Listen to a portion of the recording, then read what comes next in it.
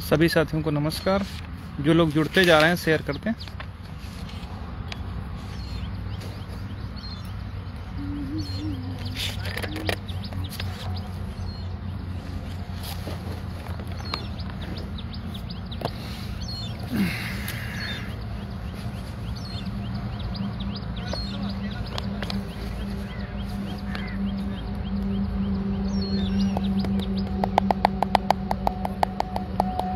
ब्रजेश भैया नमस्कार, रवि भाई नमस्कार। जो लोग जुड़ते जा रहे हैं शेयर करते हैं।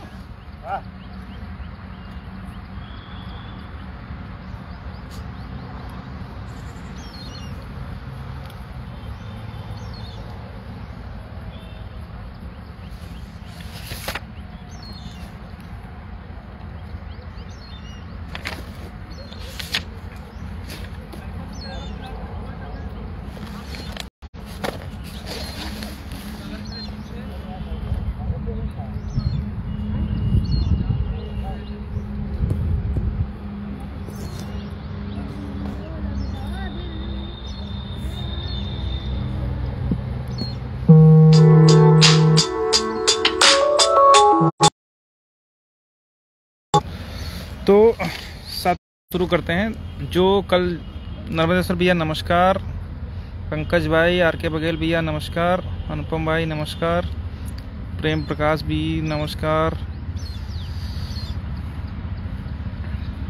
तो चेतराम प्रजापति भाई भी जुड़ चुके हैं।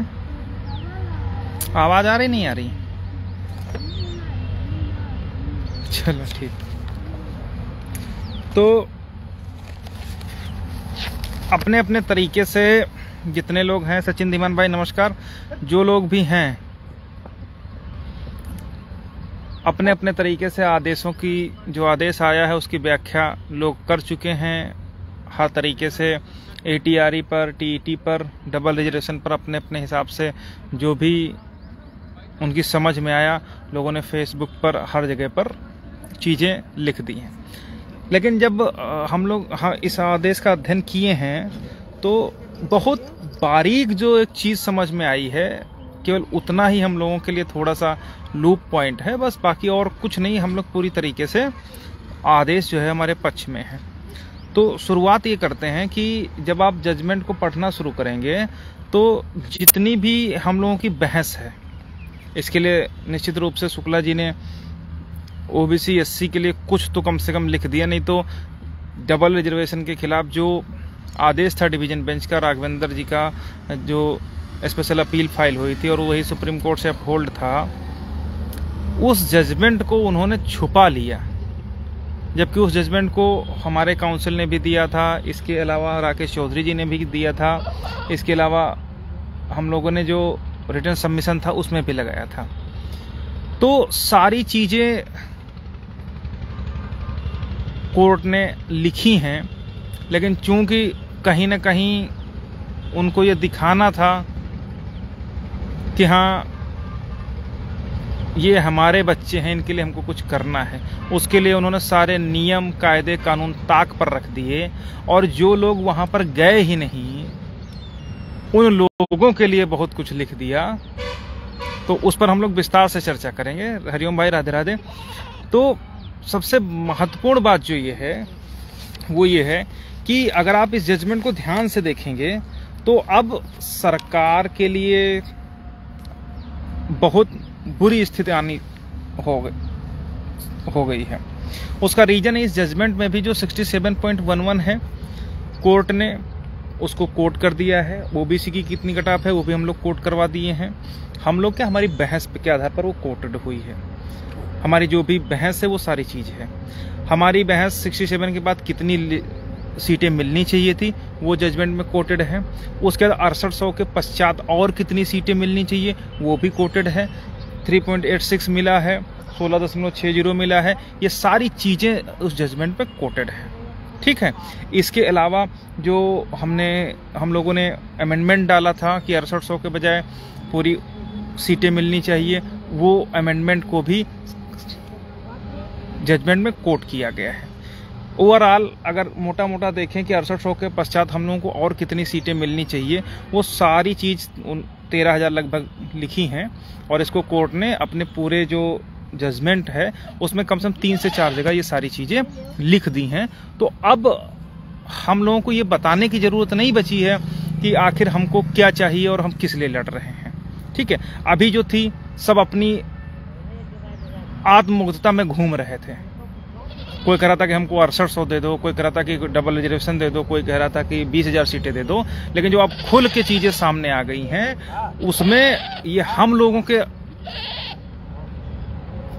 अथक परिश्रम का, या समझ लीजिए कि हम लोगों ने अपना 100% इसमें दिया है, उसके ही परिणाम स्वरूप अगर आप जजमेंट पढ़ेंगे तो 59 पैरा आप लोग पढ़ लीजिएगा, 59 से पढ़ेगा, फिर 61 है, इसमें कट ऑफ डिक्लेयर किया है।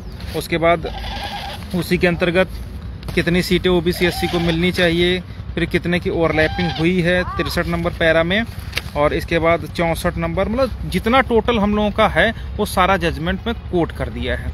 ठीक है, मतलब सब कुछ जो जो हम चाहते थे कि हाँ हमारी जो बहस थी उस बहस को आदेश में लिखा गया है। और ये ओपिनियन भर है उनका, जजमेंट तो इसको इसलिए नहीं कहेंगे क्योंकि जो मांगने भी नहीं गया उसको दे दिए। अगर आप ऑपरेटिव पैरा के अंतर्गत लास्ट में जब आप पढ़ेंगे तो वो तो खैर बात की बात है, लेकिन अब चूंकि सामने आ गई है बात तो उसके विषय में हम डिस्कस कर लेंगे।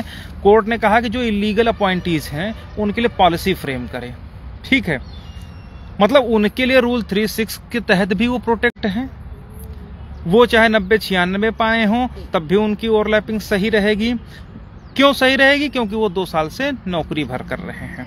ठीक है, जिस मतलब इनकी आईक्यू लेवल मुझे तो बड़ा जो है आप कह लें गुस्सा होती लगता है, या ये लगता है कि तरस आता है कि जो व्यक्ति मांगने गया, हम लोग मांगने गए, जनरल वाले मांगने गए, 6800 वाले मांगने गए, तीनों को कुछ नहीं दिया, और जो इलीगल अपॉइंटीज थे उनके लिए उसने सरकार को ये कह दिया कि हाँ मर्सी के आधार पर इनके लिए कुछ पॉलिसी बनाई जा सकती है।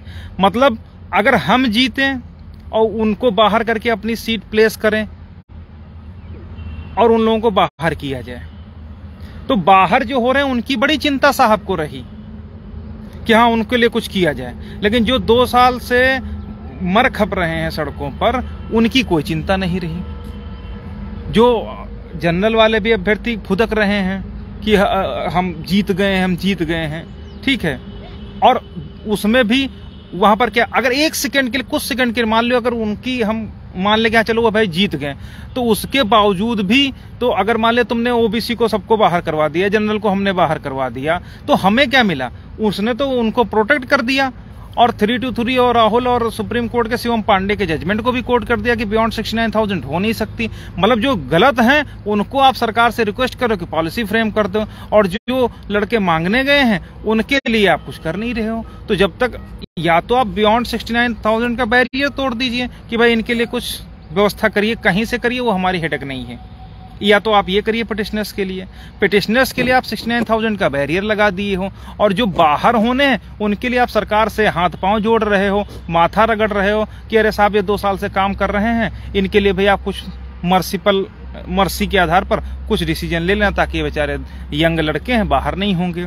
तो आखिर आप चाहते क्या हो कि मतलब जो लड़का या जो अभ्यर्थी, चाहे वो ओबीसी कैटेगरी का हो, दलित पिछड़े वर्ग का हो या अनारक्षित श्रेणी का हो, वो भी गए, तो अगर कोर्ट ने किसी को भी बाहर करने से मना कर दिया, मना इन द सेंस अगर वो कह रहा कि भाई जो कैंडिडेट नौकरी कर रहे हैं 2 साल से उनके प्रति पॉलिसी बना करके थोड़ा सा उनके भविष्य को ध्यान में रखा जाए, तो उन जो बहस करने नहीं आए, जो इलीगल हैं, कुर्सी पर बैठ करके मेज पर पेट रख करके गलत अपॉइंटीज होते हुए सैलरी का मजा ले रहे हैं, उनके लिए तुम सरकार से रिक्वेस्ट कर रहे हो कि पॉलिसी फ्रेम करके इनको कुछ कर दिया जाए। और जो 2 साल से लड़के मर खप रहे हैं सड़कों पर, उनके लिए आपने क्या किया?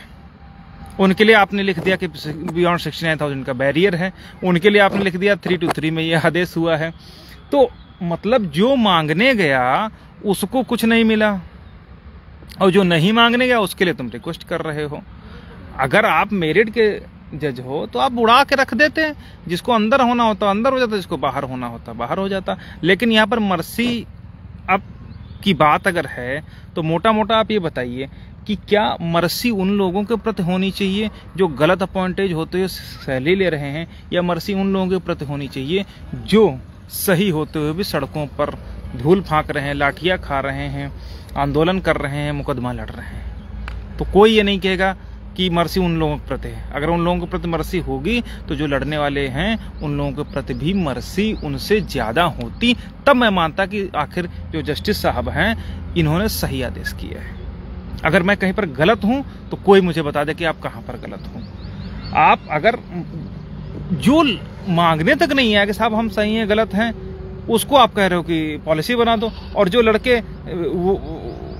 लड़ खप रहे हैं उनके लिए आप कुछ नहीं लिख रहे हो, तो ये सारी चीजें ऑर्डर में गलत हैं। हम लोगों को रूल 3631 के तहत सही आपने मान लिया है, हमारा जितेंद्र सिंह ऑर्डर के आधार पर सब कुछ सही मान लिया है, लेकिन उसके बावजूद लास्ट में आपने कहा है कि जो ओपन कैटेगरी में फाइट करने के लिए ओपन के बराबर नंबर लाने चाहिए।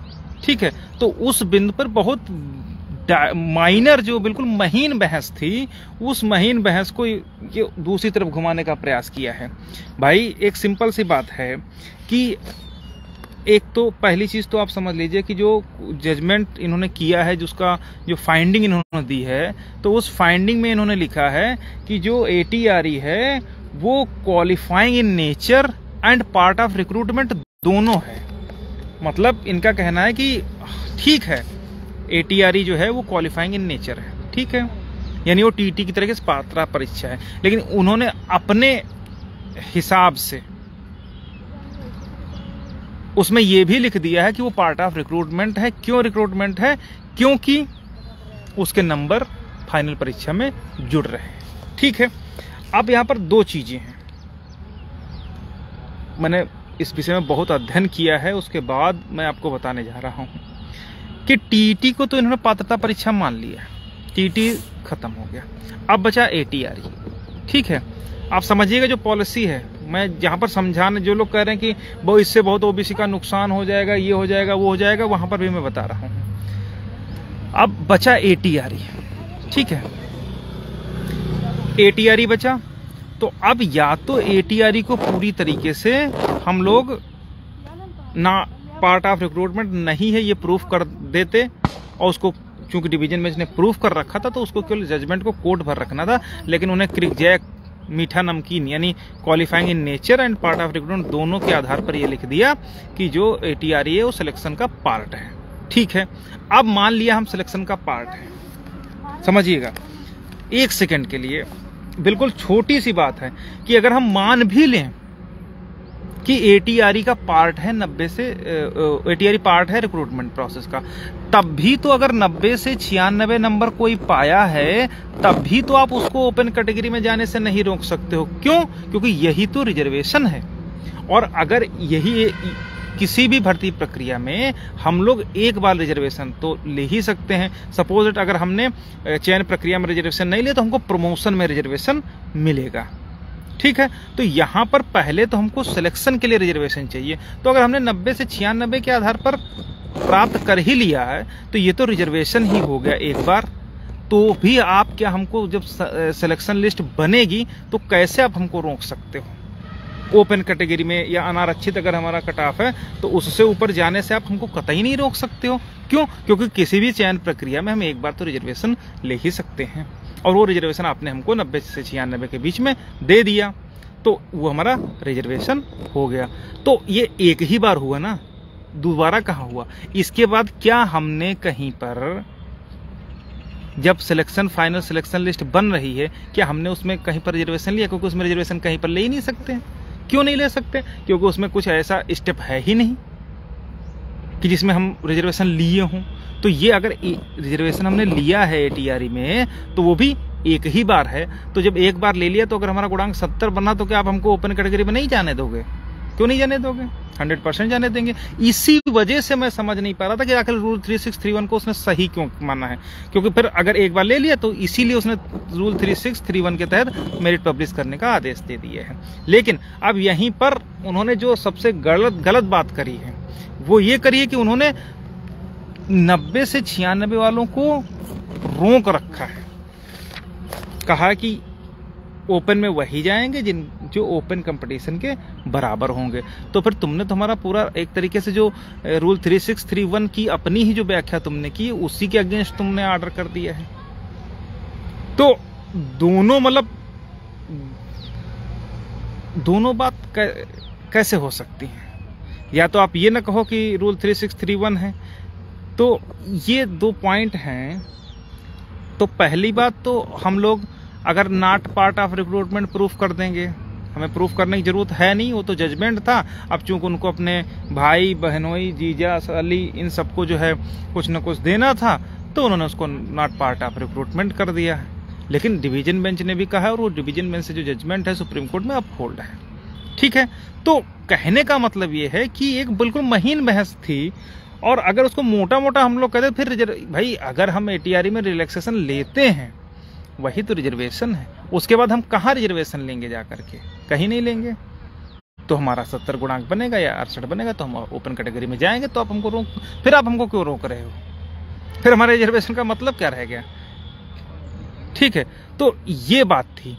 और लेकिन अगर हम लोग नॉट पार्ट ऑफ रिक्रूटमेंट कर भी दें तो हमको कहीं रिजर्वेशन मिले ही नहीं। फिर तो कहाँ हमको रिजर्वेशन मिला? ठीक है, तो ये बात है। उम्मीद है आप लोग समझ गए होंगे। ठीक, तो ये एक अगर हमने उसमें लिया भी है तो एक ही बार लिया है। ठीक, तो उसके आधार पर हमारा अगर अनारक्षित के बराबर गुणांक है तो भी हम अनारक्षित श्रेणी में ही ट्रीट किए जाएंगे। लेकिन अपने मन से चीजों को इंटरप्रिटेट करके आप रूल 3631 को तहत भी जा रहे हो, जो गाइडलाइन है उसको भी सही कर रहे हो, सब कुछ सही आप मान रहे हो, उसके बावजूद इस तरीके का हास्यास्पद फाइंडिंग लिखना कहीं ना कहीं ये बताता है कि जुगाड़ वाले ही हैं। ठीक है, तो ये बातें हो गई।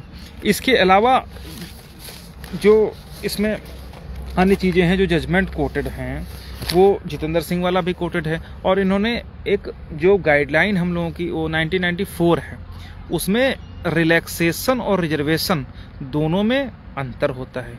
जैसे एज है तो एज एक रिलैक्सेशन है, वो कहीं से भी रिजर्वेशन की श्रेणी में नहीं आता है। ठीक है, इसके अलावा फीस वगैरह है, अन्य सारी चीजें हैं। इसीलिए जब इनका मैं जजमेंट पढ़ रहा था तो इस जजमेंट में उन्होंने साफ साफ लिखा हुआ है कि जो आरवी भास्कर का आदेश है, जो लेटर है, उसमें लिखा हुआ है कि यदि कोई अभ्यर्थी अनारक्षित के साथ में ट्रीट होता है तो उसको अनारक्षित में ही रखा जाएगा, भले ही उसने आयु इत्यादि का उपभोग या छूट के लाभ का छूट का उपभोग किया हो। यानी कि भले ही उसने उम्र में छूट ली हो तब भी उसको अनारक्षित श्रेणी में ही ट्रीट किया जाएगा। वहां पर उन्होंने आयु आदि शब्द का प्रयोग किया है, लेकिन जब साहब ने जजमेंट किया है तो उन्होंने लाइक एज लिखा हुआ है। उसमें इत्यादि शब्द कहाँ लिए चले गए हैं वो इनसे हम लोग पूछेंगे स्पेशल अपील में, या आगे जो भी जाएगा वो सारी चीजें उसमें बताए जाएंगे। आप अपने आप से नहीं कह सकते हो कि अब आधी जो फाइंडिंग थी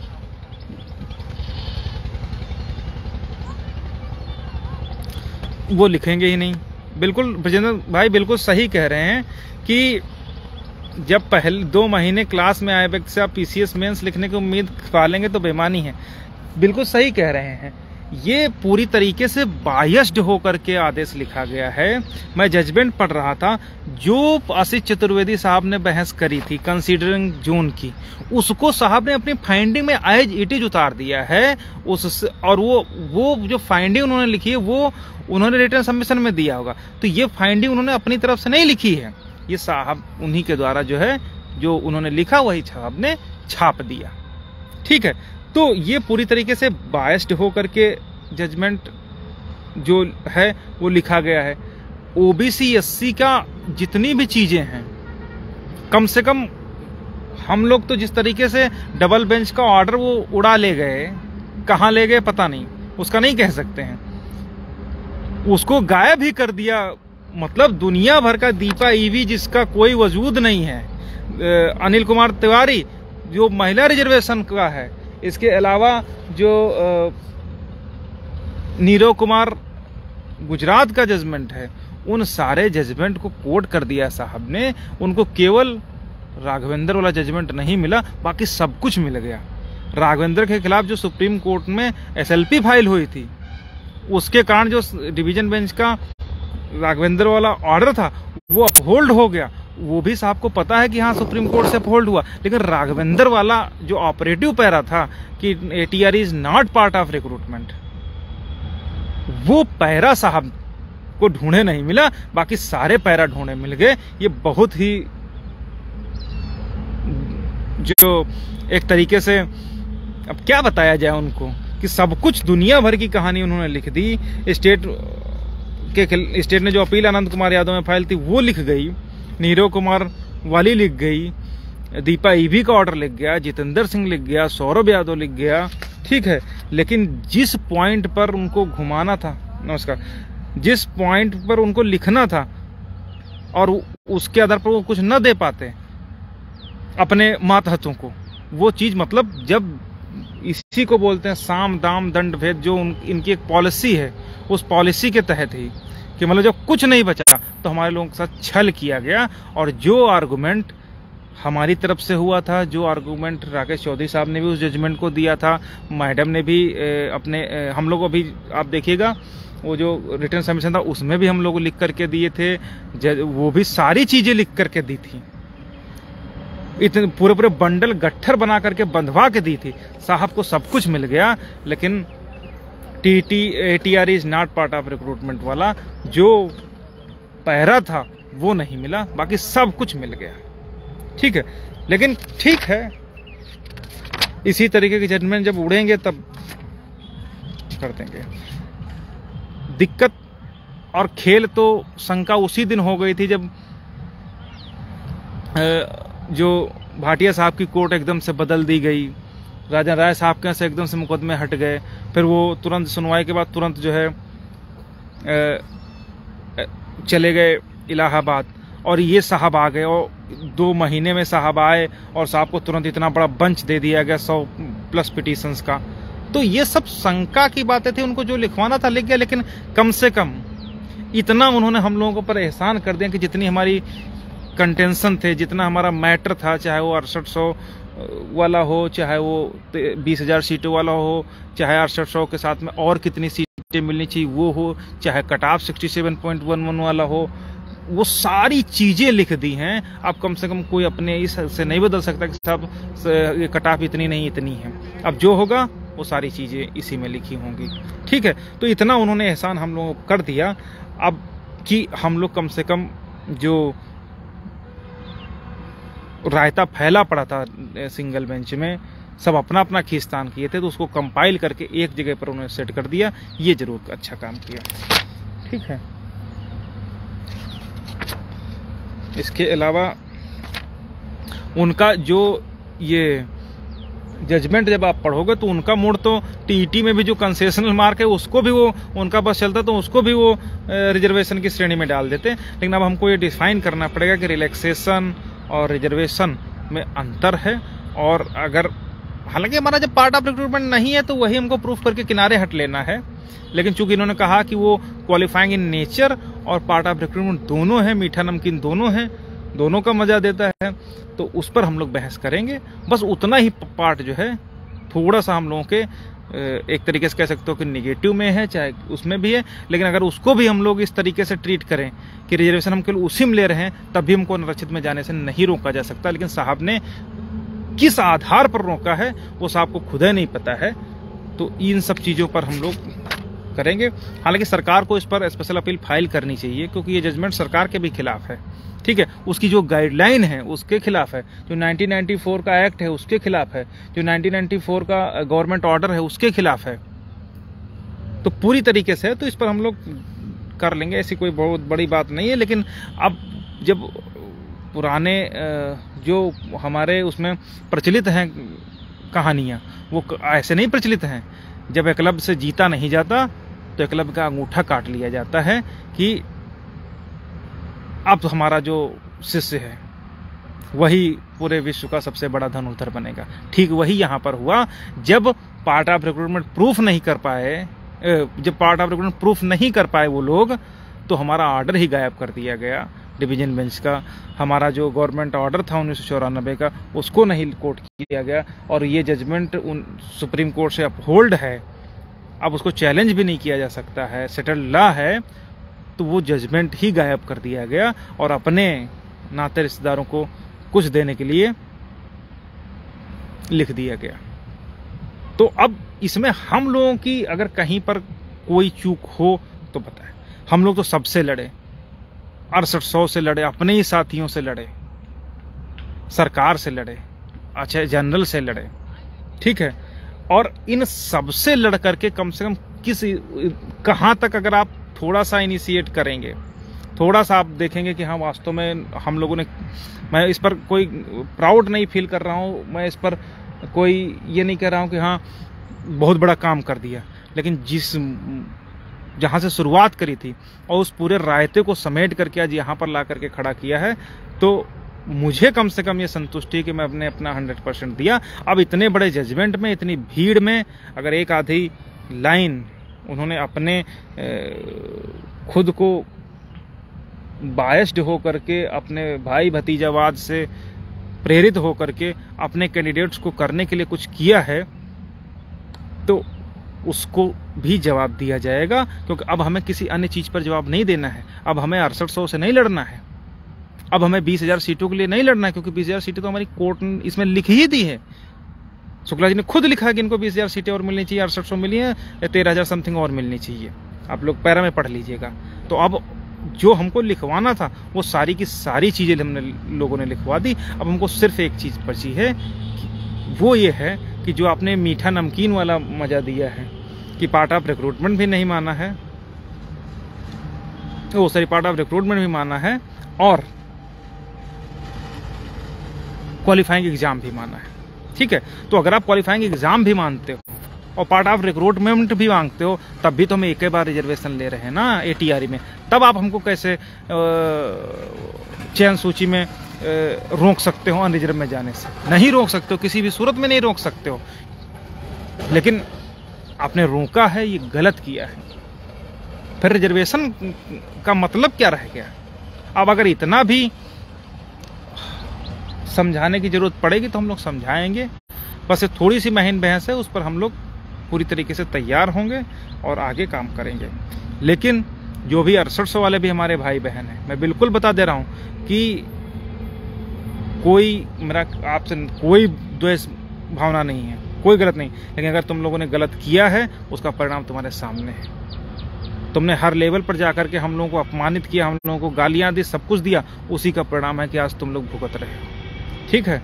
अदरवाइज बहुत सारी चीजें, हाँ देखो अब 6800 के नाम से याद आ गया कि जो 6800 की लिस्ट रद्द हुई है, क्वेस हुई है, वो 323 के आधार पर रद्द हुई है, बियॉन्ड 69,000 के आधार पर रद्द हुई है, आउटस्टेड के आधार पर रद्द हुई है। वो कहीं पर भी इस आधार पर नहीं रद्द हुई है कि इन्होंने डबल रिजर्वेशन लिया है, इस आधार पर नहीं रद्द हुई है।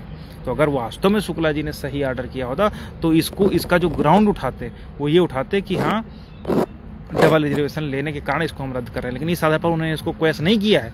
उन्होंने उसको क्वेस जो किया है वो बियॉन्ड 69,000 के आधार पर किया है, और इस आधार पर किया है कि जितने अंदर करोगे उतने ही बाहर करने के आधार पर हो जाएगा, ठीक है। और जो लोग कहते हैं कि सरकार हमारे साथ है, सरकार नाराज हो जाएगी, ये हो जाएगा, फलाना हो जाएगा, धमाका हो जाएगा, इन्हीं सब पापों का फल इन लोगों को मिला है। जो कहते थे सरकार हमारे साथ है, फला, अरे सरकार लाल कृष्ण आडवाणी की नहीं हुई, सरकार अटल बिहारी वाजपेयी की नहीं हुई, ये सरकार, ठीक है, ये सरकार उनकी नहीं हुई जिनके आधार पर ये सरकार बनाते आगे, जिनके आधार पर ये रूल कर रहे हैं, तुम्हारे ऊपर शासन कर रहे हैं, और तुम सोचते हो कि दलित पिछड़ों तुम्हारे साथ सरकार हो जाएगी। और अगर हो जाएगी तो जो हस्र यहाँ पर हुआ है, अगर नहीं संभले उससे बुरा असर यहाँ पर होगा, ये इसके लिए तैयार रहना। और सरकार तुमको यूज कर रही, तुम सरकार को यूज करो, उसको बाध्य करो कि वो इस बिंदु पर क्लियरिफिकेशन के लिए स्पेशल अपील फाइल करे, ठीक है। और उसके साथ में हम लोगों को भी लड़ना होगा, क्योंकि अब कुछ नहीं बचा है मुकदमे में। हमको जो लोग 20,000 सीटें मांग रहे थे उनका भी कंटेंशन लिखा हुआ है कि हाँ इस तरीके से हो जाएगा, और ये तभी संभव हो जैसे ये रूल 3631 अपहोल्ड हुआ है, और जो इन्होंने 90 से 96 रोक लिया है, वो जैसे ही रोक हटेगी ये सारी के सारे जो ऑपरेटिव पैराज हैं अपने आप अस्तित्व में आ जाएंगे, ठीक है। और जो नीरव कुमार मखवाना वो वाला आदेश है, वो गौरव प्रधान वाला आदेश है, ये सारे आदेश जो हैं ये सब अलग अलग राज्यों के हैं। हर राज्यों की अपनी अपनी पॉलिसी होती है, हर राज्य की अपनी अपनी पावर वो रूल बनाने की पावर्स होती हैं। दूसरे राज्य का जजमेंट उत्तर प्रदेश के परिप्रेक्ष्य में या उत्तर प्रदेश का जजमेंट राजस्थान के परिप्रेक्ष्य में नहीं लागू हो सकता। जब दीपा ईबी पर चतुर्वेदी साहब बहस कर रहे थे तो हम लोग दीपा ईबी के पूरा डिटेल खंगाल करके लाए थे, और वो खंगाल करके लाए थे, वो सब कुछ लगा है, पूरी गाइडलाइन डिफरेंट है। उसके बावजूद उस जजमेंट को यहाँ पर थोपने की जो नापाक कोशिश और कुत्सित प्रयास किया गया है, उस पर भी हम लोग जवाब देंगे इन सब बातों पर। लेकिन जो 6800 वाले साथी हैं उनसे मैं एक बार फिर से मैं बता दूं, अगर 6800 चिल्लाए तो जो हसर यहाँ हुआ उससे बुरा हसर के लिए तैयार रहना। मेरा आप लोगों से भी निवेदन है कि केवल ATRE पर लड़ना होगा, सबका हो जाएगा, हर हाल में हो जाएगा, कोई नहीं बचेगा, ठीक है। क्योंकि अब सरकार, अगर सिंगल बेंच ये कह रही कि वो 2 साल से नौकरी कर रहे हैं, तो हम भी 2 साल से ठोकरें खा रहे हैं, हम भी 2 साल से आर्थिक, मानसिक, शारीरिक रूप से एग्जॉस्ट हो गए हैं। तो अगर उनके साथ मर्सी अपील जाएगी तो हमारे साथ भी मर्सी अपील जानी चाहिए, और इसका जवाब हम लोग पूरी तरीके से स्पेशल अपील में देंगे। मर्सी, अगर उनके साथ आप बिना मांगे मर्सी दिखा रहे हो तो हमारे साथ भी मर्सी दिखाओगे ना। अगर उनके फिर बचा क्या? अगर वो गलत किए हैं इस तरीके से, तो कोई भी सरकार आए इलीगल अपॉइंटीज को भर ले, फिर आकर के कह दे कि अच्छा अब तुम लोग 2 साल से नौकरी कर रहे हो, ठीक है फिर अब करो नौकरी, कहाँ बाहर जाओगे।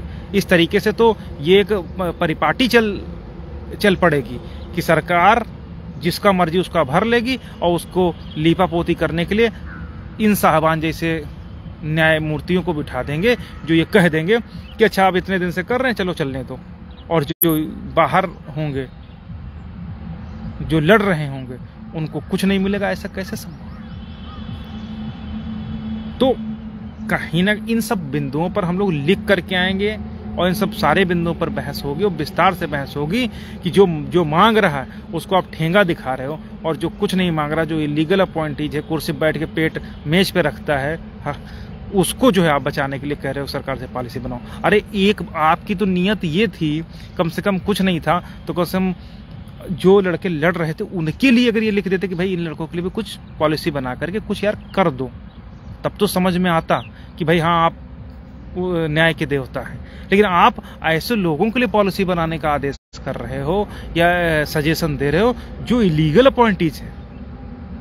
तो अगर उनको आप बाहर करने के लिए ना हो, इसके लिए आप सजेशन दे रहे हो, और जो बाहर लड़ खप रहा है उसके लिए आप नहीं सजेशन दे रहे हो। आपको तो ये भी तो सजेशन देना चाहिए ना कि भाई ये लड़के भी तो 2 साल से झक मार रहे हैं, आर्थिक, शारीरिक, मानसिक रूप से पैसे से बेचारे टूट रहे हैं, लाठियां उनके ऊपर टूट रही हैं, बारिश गिर रही है, धूप, जाड़ा, गर्मी सब बेचारे झेल करके आ रहे हैं, कैसे कैसे ट्यूशन पढ़ा के पैसा दे रहे हैं। उनके लिए भी तो आप पॉलिसी बनवा सकते हो, लेकिन उनके लिए आपने कुछ नहीं लिखा।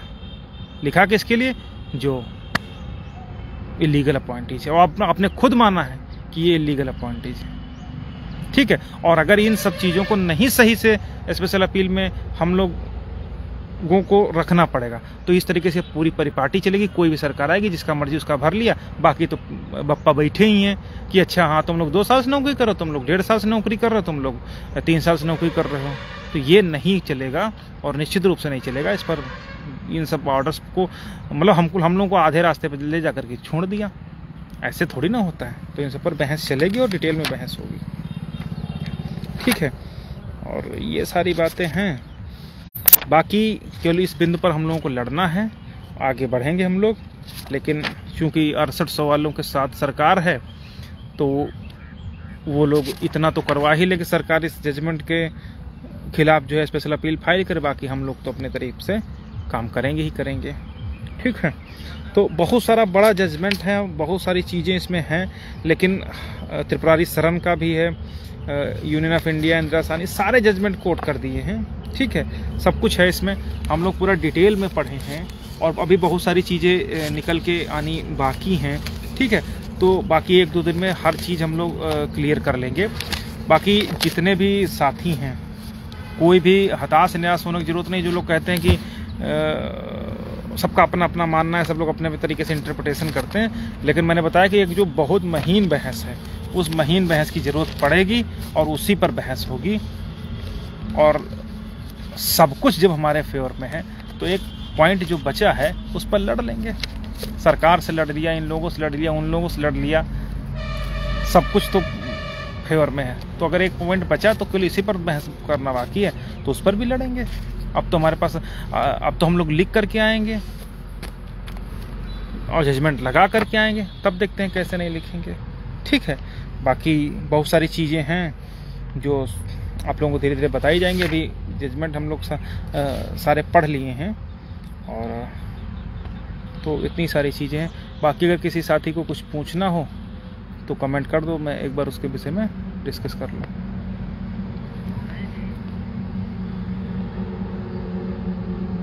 अवधेश भाई बोल रहे हैं कि 6800 रद्द तो है। देखिए 6800 मैं बता रहा ना कि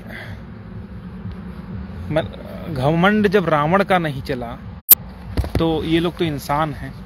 घमंड किसी का नहीं होना चाहिए, ठीक है। अगर धोखा आपने गद्दारी की है अपने साथियों के साथ तो उसका परिणाम भुगतना पड़ेगा। और जहाँ तक मैं समझ पा रहा हूँ कि इन लोगों को अभी भी अगर ये भ्रम नहीं टूटा कि सरकार हमारे साथ है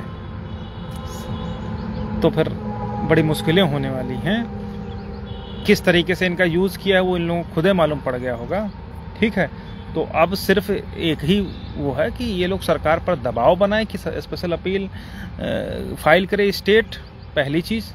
और अगर वो नहीं फाइल करती तो हम लोग तो तैयारी कर ही रहे हैं, हम लोग भी तुरंत करेंगे। क्योंकि अब हमको कुछ बहुत ज़्यादा इसमें कुछ बचा नहीं है, केवल वही जो थोड़ी वही माइग्रेशन वाला सिस्टम है उस पर थोड़ा सा बहस करनी है।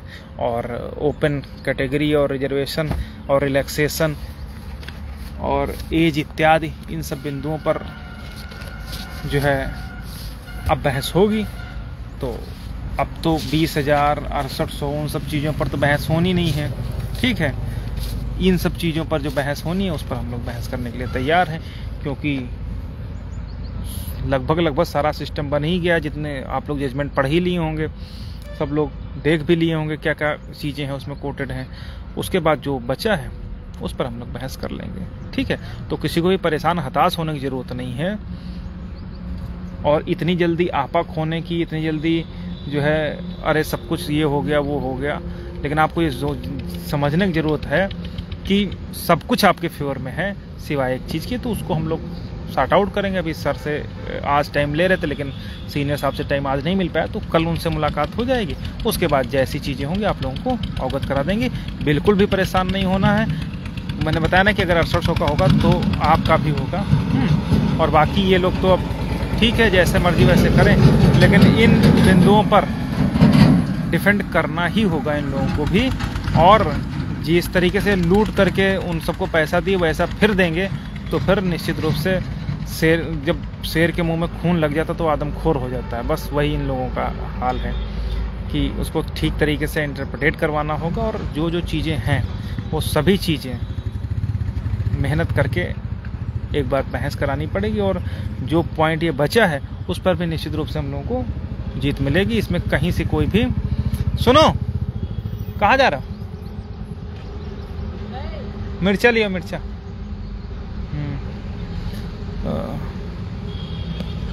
पैसा दें, पैसे।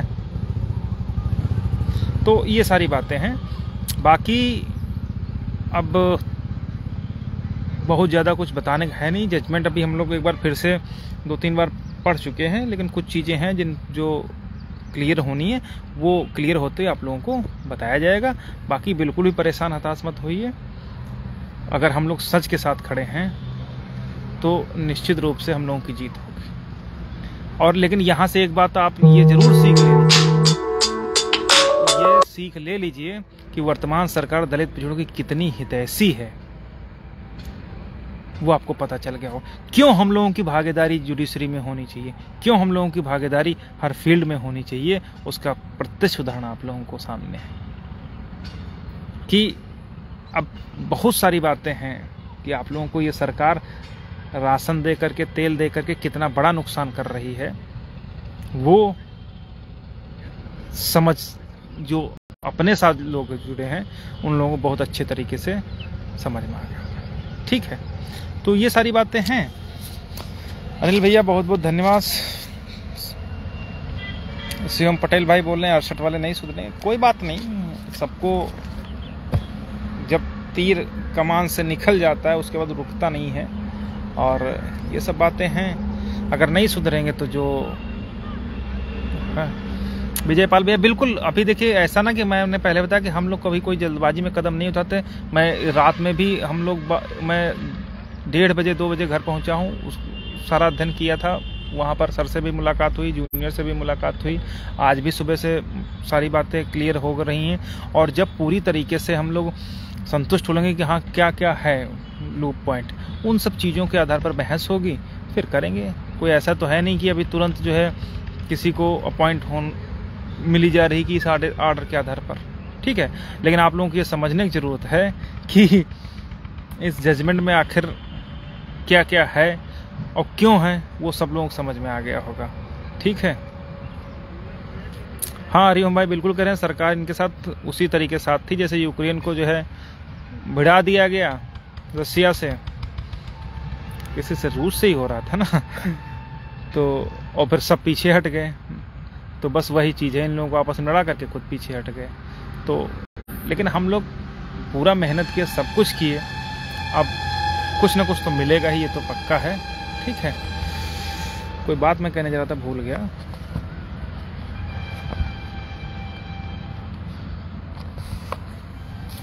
जब इतने बिंदुओं पर हम लोग लड़ लिए तो आगे जो एक बिंदु बचा है उस पर भी लड़ लेंगे। उसके लिए इतना कोई भी साथी जो है इतना ज़्यादा परेशान ना हो, विचलित ना हो। ठीक है, बहुत बहुत धन्यवाद।